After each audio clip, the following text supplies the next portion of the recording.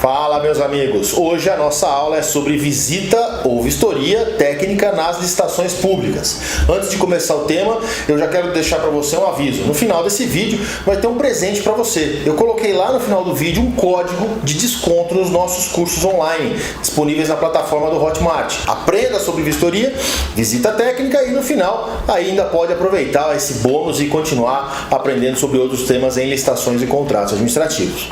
Mas vamos falar o que importa. Vamos começar falando de vistoria, visita técnica. Onde é que está na lei, a previsão da visita técnica? Acompanhe comigo na tela o que diz o artigo 30, inciso 3º da Lei de Licitações. A documentação relativa à qualificação técnica limitar-se-á a, inciso 3º, comprovação fornecida pelo órgão licitante de que recebeu os documentos e, quando exigido, de que tomou conhecimento de todas as informações e das condições locais para o cumprimento das obrigações objeto da licitação. Olha só, a lei não está falando expressamente visita ou vistoria técnica. O que existe é, então, uma construção da jurisprudência, uma construção da doutrina, dizendo que é nesse inciso que se fundamenta a possibilidade de ser realizada a visita técnica, a vistoria técnica. Notem, eu não estou falando da obrigatoriedade ou da faculdade, e sim do instituto, da existência da visita técnica. É aqui que eu vou fundamentar. E aí a primeira pergunta que a gente faz é, para que serve a visita técnica? Qual a finalidade de uma visita técnica? Bom, a finalidade da visita técnica é você órgão público, permitir ao licitante interessado que tome conhecimento com mais profundidade a respeito das características da execução do objeto, a respeito dos locais de prestação de serviço ou de, por exemplo, construção da minha obra.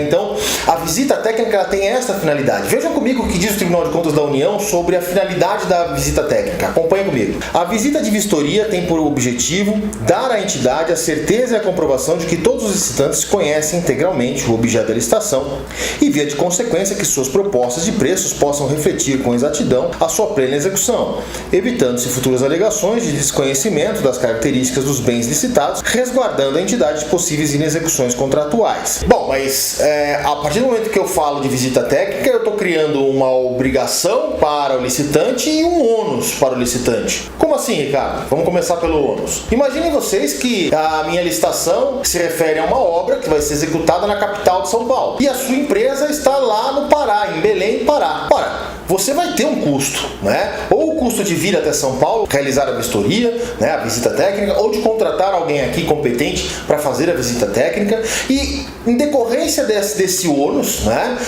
começou-se a discutir, mas espera aí, será que é mesmo uma obrigação? A administração ela pode impor a execução da visita técnica? Ela pode ser considerada um critério de habilitação, de qualificação técnica? Se o licitante não fizer a visita técnica, eu posso inabilitá-lo? Quem vem responder isso é, de novo, o Tribunal de Contas da União. Vejam comigo. É irregular exigir visita técnica como requisito de habilitação em licitação, a não ser quando for imprescindível o conhecimento das particularidades do objeto e acompanhada de justificativa, sendo suficiente a declaração do licitante de que conhece as condições locais para a execução do objeto. Mais à frente o tribunal diz: outro sim, salientei que, apesar de ser possível a exigência de vistoria prévia ao local da obra, a necessidade desta deve ser previamente justificada em face das peculiaridades do objeto licitado. Não sendo assim, mostra-se suficiente a declaração do licitante de que conhece as condições locais para a execução do objeto nos termos consignados pela unidade técnica.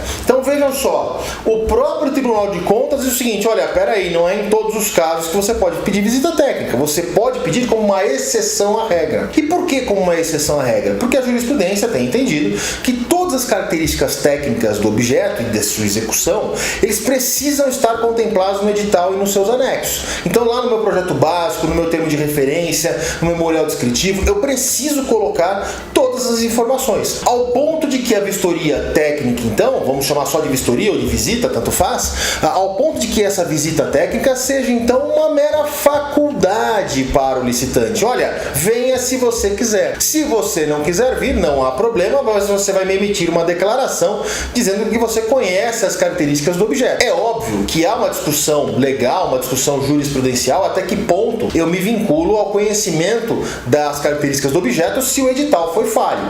Já existem jurisprudências no sentido de que se o edital foi omisso em pontos essenciais do projeto básico, por exemplo, não caberia ao licitante suprir essa ausência de informação técnica com a visita técnica, com a vistoria técnica. Um dos exemplos que se dá na jurisprudência, inclusive, é a hipótese, e isso consta em alguns artigos que o professor já escreveu, é a hipótese, por exemplo, de duas empresas possuírem lá dois engenheiros, né, seus representantes técnicos, que vão participar de uma visita técnica de uma obra. A primeira empresa possui um engenheiro com muita experiência, anos de carreira, e a segunda empresa possui um recém-formado. Nada contra o recém-formado, mas é fato em qualquer ciência que a experiência agrega um valor, né, extraordinário ao funcionário. E aí na visita técnica, vamos imaginar, a primeira empresa que detém lá o profissional com maior experiência profissional, anos de carreira, né, ele bate o olho ali no local da obra e já detecta ali alguns problemas, alguns maquinários especiais que deverá utilizar, algumas limitações de espaço, né. Já a outra empresa que possui um engenheiro começando a sua atividade profissional, né, ele vai ter mais dificuldade. Talvez ele nem perceba esses detalhes intrínsecos à execução da obra, dos problemas de execução da obra. O que vai acontecer? Se eventualmente essa segunda empresa vencer a licitação, pode ser que ela encontre problemas para executar o contrato. E aí vem a pergunta: poxa, será que a visita técnica ela é suficiente para impor ao contratado, para impor a essa empresa a responsabilidade pela execução do objeto, presumindo-se que ela já teria que saber, né, dessas dificuldades? O que a jurisprudência tem dito é que não, né? Sempre que o edital e seus anexos for omisso, for falho tecnicamente, a responsabilidade continua sendo da administração. E aí então a gente parte para mais elementos sobre a visita técnica. Algo que se discute até por conta da pandemia em que vivemos, né, é a possibilidade de ela ser feita de forma virtual. Como assim, Ricardo?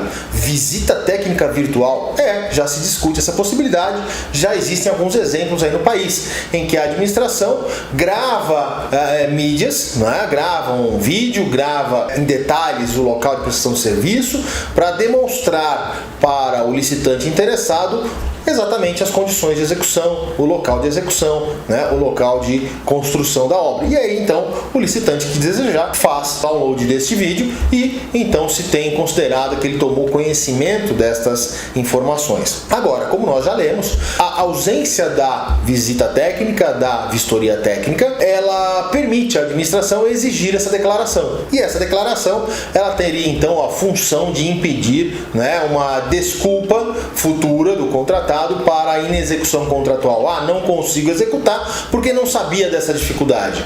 Como não sabia? Você emitiu uma declaração aqui dizendo que era conhecedor, estava ciente de todas as condições de execução do contrato. E aí a gente volta a falar só daquela hipótese do edital ser omisso, em que ainda há responsabilidade. Então, é possível a visita técnica, ela não é obrigatória, ela tem que ser facultativa, ela pode ser virtual, e aí vamos para frente. Vamos falar também de visita técnica de várias empresas ao mesmo tempo.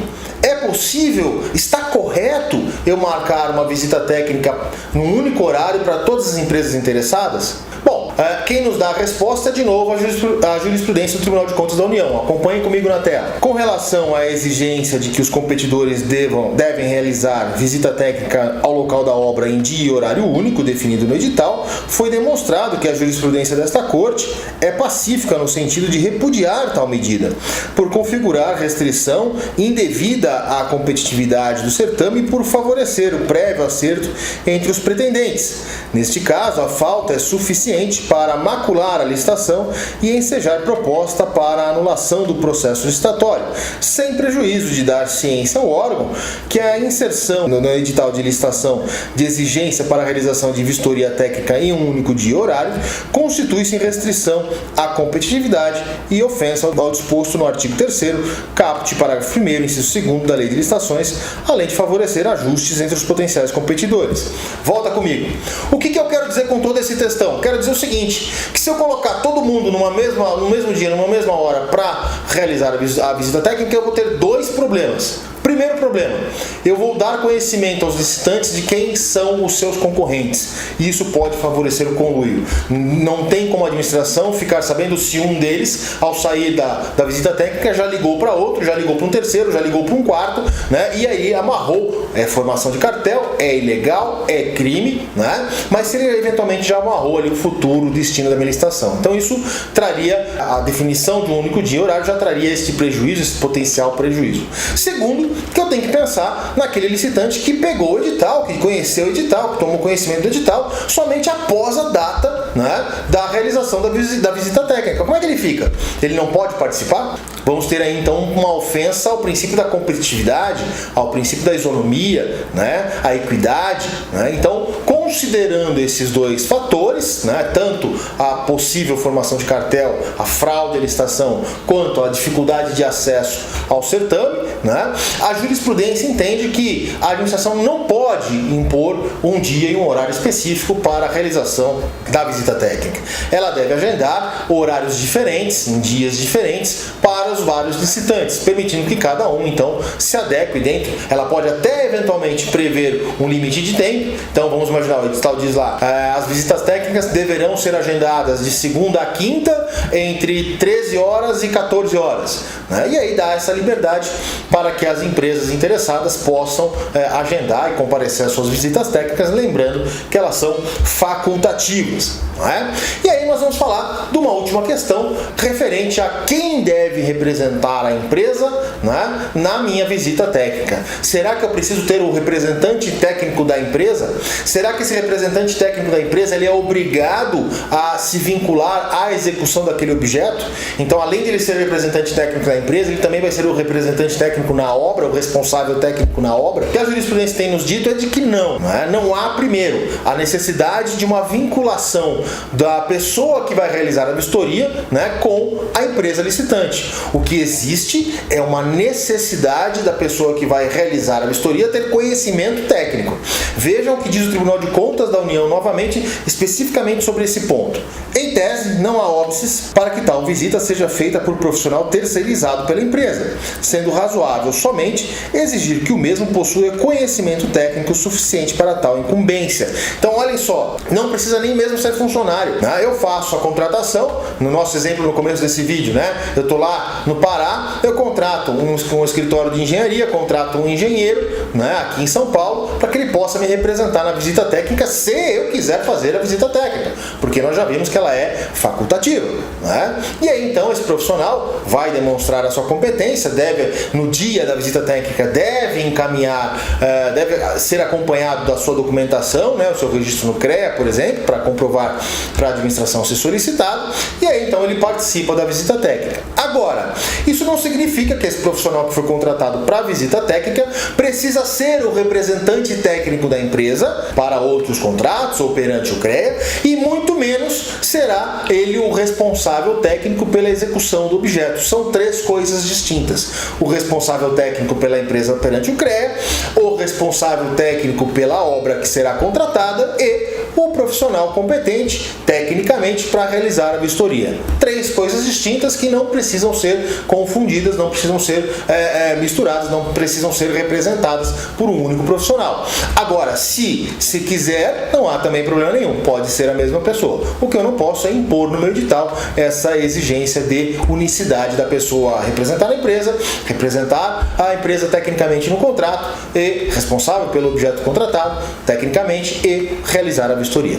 Ok? Vejam que o tema visita, vistoria técnica não é de grande complexidade, né? Basta um aprofundamento na nossa jurisprudência para que tenhamos a tranquilidade em atuar com esse assunto. E eu, de presente agora para você, vou te dar esse código aqui que você pode colocar lá na plataforma Hotmart para ter acesso aos dois módulos que já estão disponíveis. Nós temos um módulo sobre as licitações em época de Covid, né? Então tudo o que pode acontecer em licitação na época da pandemia, lembrando que esse módulo é importante não só até dia 31 de dezembro, né, quando o decreto legislativo 6 então prevê o fim da calamidade pública, do estado de calamidade pública, mas também para posterior a esse período, porque a própria legislação da 13979 estende alguns dos seus efeitos para combater combater efeitos do Covid, ou seja, não é porque a pandemia foi controlada que eu não vou ter mais a aplicabilidade da 13979. Em alguns dispositivos dessa lei, será possível a continuidade da sua aplicação para combater os efeitos